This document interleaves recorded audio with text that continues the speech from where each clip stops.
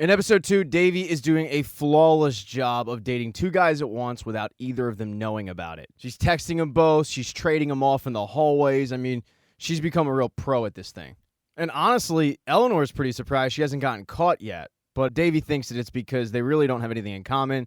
They have no social overlaps. And Fabiola was so worried about it, she actually did some research on it. She realized that Davy is basically invisible to everybody. Same thing with Ben Gross. So when they're together, no one pays attention to him. Now, Paxton, on the other hand, well, he's like a magnet for the eyeball. I mean, everybody's got their eyes on him. But when he's hanging out with Davy, all of a sudden, they both are invisible. While it seems really harsh to Davy, it's actually a really good thing because it means that she's never going to get caught. All Davy has to do is keep them separated for a few more weeks, and then boom, she's off to India. Which, by the way, that's where her mom is. And Fabiola says, we should probably throw you a going-away party while your mom is out of town. It's a really good idea because they wouldn't be interrupted. Kamala's so busy with her science stuff. Eleanor thinks this is perfect. Let's just make it a small event. Eleanor and Oliver, Fabiola and Eve, and then Davy and whoever she decides to pick. After discussing a little bit, Davy decides to go with Paxton. She texts Paxton and he is in. She then goes to visit with Dr. Ryan. She feels like she owes Dr. Ryan an apology for how the last meeting went.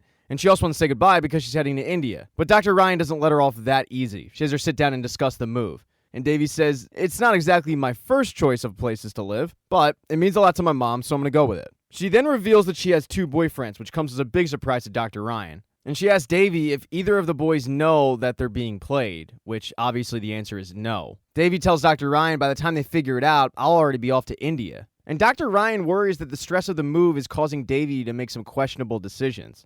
She asked Davy, if you care about these boys, why would you do something that could hurt them? Real relationships are built on honesty and trust. And I know you think you have two boyfriends, but by those standards, honey, you got zero. Now this definitely makes Davy think, but she's not ready to break it off with either guy just yet. When she gets into school the next day, she does have an issue. Eleanor runs up to her and says, there's a slight issue. I accidentally invited Ben to your party.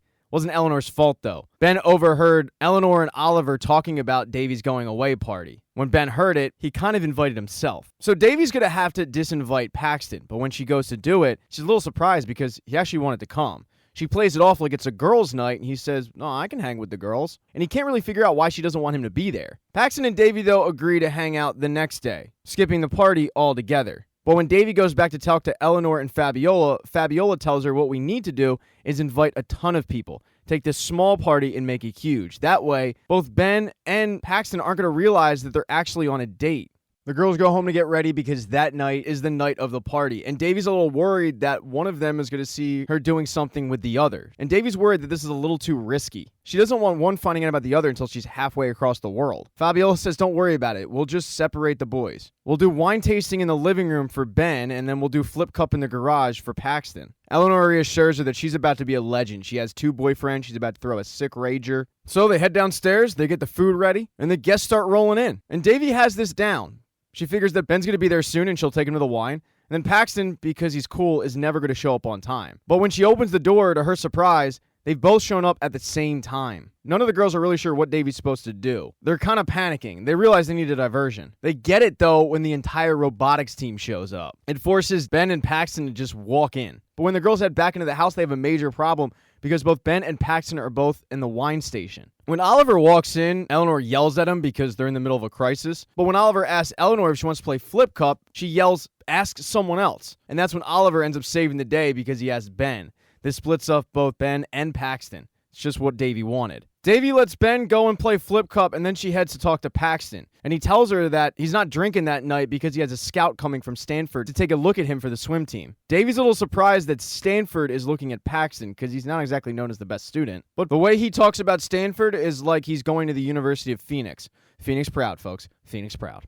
Paxton then invites Davy to a swim meet the next day, saying that when he gets out of the pool, he would love to see her. And she says, oh, trust me, I want to see you too. But just as she's staring into Paxton Hall-Yoshida's swimming pool eyes, she gets a text from Ben saying, where you at? We're making teams for Flip Cup. I'm going to come find you. She knows that that can't happen, so she tells Paxton, I'll get you a drink. And then she heads into the garage to play Flip Cup with Ben. Davy heads in, plays Flip Cup, and then she gets a text from Paxton asking where's his drink. Davy tells Ben, I'll be right back, and she goes to find Paxton, but Paxton's already looking for Davy. He ends up just traveling into her bedroom, and he's seen by Eleanor. And Eleanor doesn't really think anything of it. she's focused on this former Disney star who showed up at the party that she's obsessed with named Malcolm. Even though she has a boyfriend, when a Disney Channel star shows up, you pay attention. Davy, though, still hasn't found Paxton, and she knows if she shows up without a drink, she's going to look like an idiot. So she grabs a water out of the fridge when Fabiola walks up to her. Fabiola's having a tough time.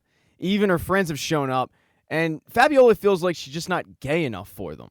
They keep talking about these lesbian celebrities, these lesbian shows. It's just something that Fabiola is really ignorant to. And it's obvious that she's terrified of saying the wrong thing in front of Eve and her friends. So as soon as she sees Davy, she feels like this is a great opportunity to just get a break from that conversation and stress. Davy tells Fabiola she feels like she's doing a great job of pulling this off when Ben comes in. And Ben is not supposed to be on that side of the house. Of course, Davy can't tell him that he's not supposed to be on that side of the house. So instead, she tells him, why don't you go to my bedroom where we can be all alone? And what teenage boy is going to turn down an invitation to a girl's bedroom? He runs upstairs.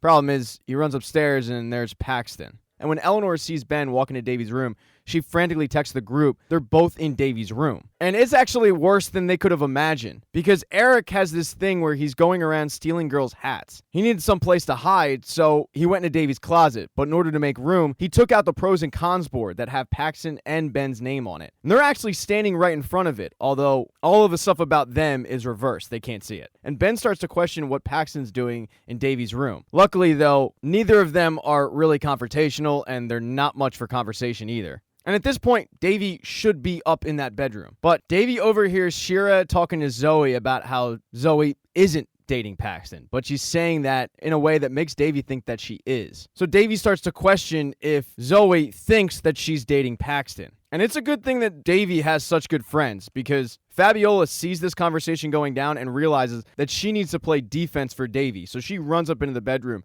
and breaks up the conversation between Paxton and Ben. And that's when all of a sudden Eric falls out. This completely breaks up the entire conversation. Eric standing there with a bunch of girls' hats. And they ask him what he's doing, and he looks at Paxton and says, "I'm flirting." I mean, you of all people should realize that. Conversation's so weird that Ben goes, "Yeah, I'm gonna go back downstairs." Paxton also says, "Yeah, I'm gonna roll." And Fabiola tells Eric, go give those hats back. But as Fabiola is putting the pros and cons list back into Davy's closet, Eve comes up because she's worried about her. She can obviously tell that Fabiola isn't a big fan of her friends, and it's painfully obvious that she's worried about saying the wrong thing. So to make Fabiola more comfortable, Eve says, why don't we just hang out here?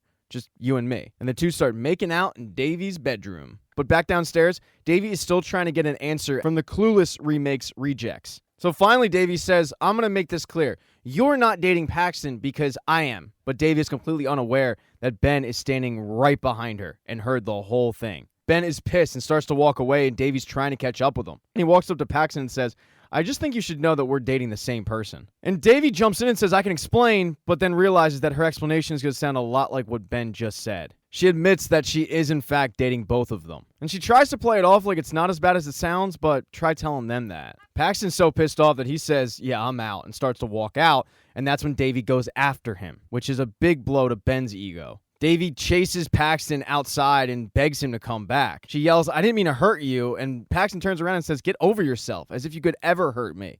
But that's when a car comes out of nowhere and hits Paxton. And just like when Davy was attacked by a coyote, the video of Paxton getting hit by a car is going viral. Davy is completely embarrassed. She doesn't want to go to school. She just want to face these guys.